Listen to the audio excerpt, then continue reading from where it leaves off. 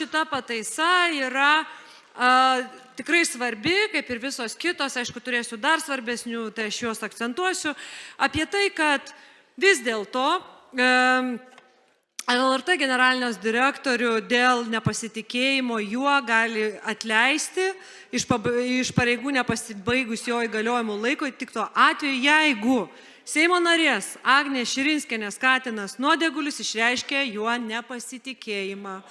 Kodėl? Už prieš išsakytos, prašom, surėti balsavimą.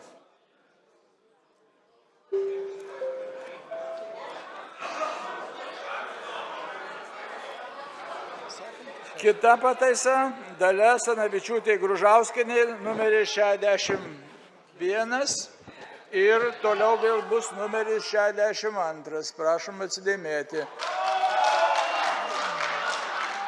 Balsavo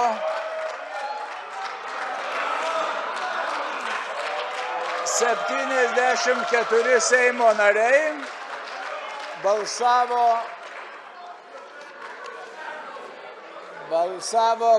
74 Seimo nariai, 43 už, 23 prieš, susilaikė 8.